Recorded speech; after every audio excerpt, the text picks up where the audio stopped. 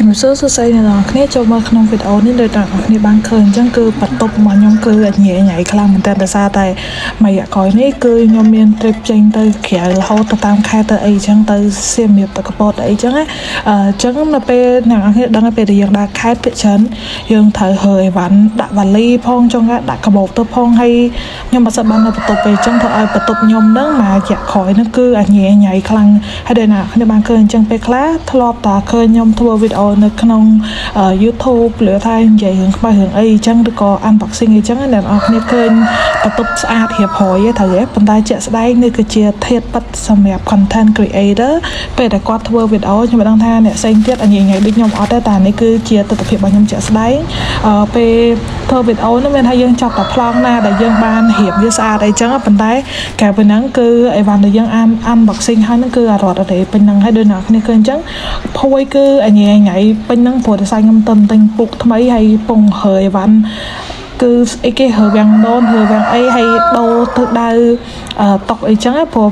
អ្នកខ្ញុំសុំមើលវីដេអូខ្ញុំចាស់តុកនោះវានៅមិនចាហៀងទៅតែឥឡូវយើងវាផ្លាស់ប្ដូរទីតាំងដើម្បីឲ្យមានអារម្មណ៍ថាប្លែកអីចឹងទៅហើយអូយស្នួរក្អែខ្ញុំហ្នឹងគឺថាទិញ1លានហើយដូចអ្នកគ្នាឃើញអញ្ចឹងបន្ទប់ខ្ញុំហ្នឹងគឺអត់មានទូដាក់កាវទេខ្ញុំប្រើស្នួរសុតហ្មងដោយសារតែទូហ្នឹងវាទប់អត់ជាប់ទី1ដាក់អត់អស់ទី2ដាក់ឲ្យវាបាក់អញ្ចឹងទៅប្រើស្នួរឲ្យស្នួរហ្នឹងខ្ញុំបាក់អស់មួយណាតែយកពីខាងក្រោមទៅឥឡូវស្រែកអាវដាក់នឹងស្នួរហ្នឹងដើម្បីរៀបចំកុំឲ្យវាញ៉ៃពេកហើយនេះអ្នកនរគ្នាឃើញ speed វារឿងលឿនណាត្រូវឲ្យវីដេអូទៅបើពុកទៅចាក់ស្ដែងគឺចំណាយពេលខ្លាំងមែនតើហើយអានេះខ្ញុំដាក់កាមេរ៉ាពេលហ្នឹងដូចជាខ្ញុំពាក់នៅលើក្បាលខ្ញុំដាក់ GoPro អញ្ចឹងទៅអ្នកនរគ្នាដូចជាផ្លែករបស់ខ្ញុំអញ្ចឹងអាហ្នឹងមានថាដូចអ្នកដែលមាន ADHD គាត់ដឹងហើយថាពេលដែលគាត់ធ្វើការអីមួយវាញ៉ៃញ៉ៃនិយាយថាគាត់ពងធ្វើនេះអញ្ចឹងទៅកលេចទៅឃើញនោះញ៉ៃញ៉ៃគាត់ទៅធ្វើនោះហើយនេះនោះគឺអ្នកគ្នាអាចនឹងរៀងវិលមុខតិចប៉ុន្តែអូខេ bear with me ខ្ញុំព្យាយាមអស់សមត្ថភាពឲ្យដើម្បីរៀបចំបន្ទប់ហ្នឹងហើយ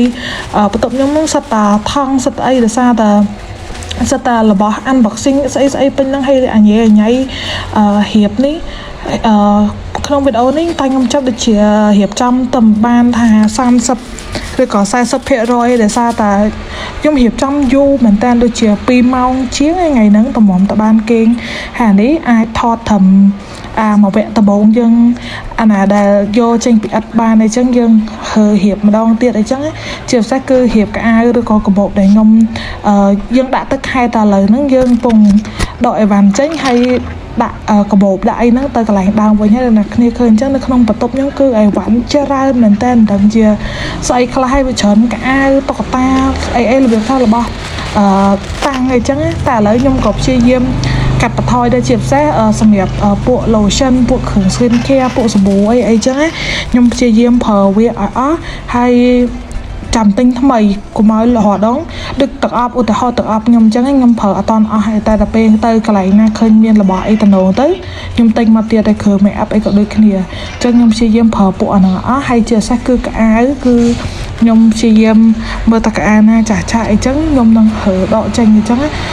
អានេះនៅក្នុងវីដេអូនេះណាគ្នាឃើញបានខ្ញុំប៉ុណ្ណឹងឥឡូវខ្ញុំរៀបបន្ទប់ស្រែម្សាណាពីមុនគឺញ៉ៃញ៉ៃជាងនឹងទៀតរហូតដល់ប្លង់ដើរអត់កើតហើយជាពិសេសដូចយើងអ្នកថតទៀតណាគ្នាឃើញអញ្ចឹងនៅបន្ទប់នោះសិតតែអំពូលកនោះមានទាំងតូចមានទាំងធំកន្លែង edit video ផងអីផងកន្លែងហ៊ានគ្រឿង skin care អីហ្នឹងគឺច្បល់ចូលគ្នាហើយចាពងហៀបឥឡូវហ្នឹងតែគេរបស់ហាត់ប្រាណណាឥឡូវទៅទាញហាត់ប្រាណគេ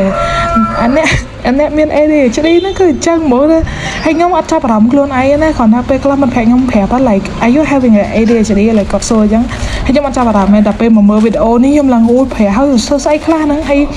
អា background sound វិញមិនដឹងជាស្អីខ្លះនេះខ្ញុំរៀងបន្ថយទៅកុំឲ្យអ្នកគ្នាខ្លាំងពេកព្រោះពេលធ្វើហ្នឹងលើខ្ញុំបើកអូតូ face អូតូ TikTok ចោលអីចឹងហើយរៀបចំដាក់ធុងសម្រាមហ្នឹងពី3នឹងបន្ទប់រៀបចំហត់ពេកចាំអង្គុយសិនហើយបើកភ្លើងហើយពេលហ្នឹងខ្ញុំរៀបចំស្អីគេទៀតទៅនៅលើតុហ្នឹងហើយនិយាយប្រហែលអ្នកទាំងអស់គ្នាទៅតែពេលហ្នឹង click record លេងអង្គុយចុះហើយបើកភ្លើងមកដាច់ត្រឹមហ្នឹងបណ្ដោយតែកាប់ទៅបន្ទប់រៀបស្អាតហើយចូលសិនអ្នកទាំងអស់គ្នាចូលចិត្តមានតែប៉ុណ្្នឹងទេក៏បាយជំរាបលា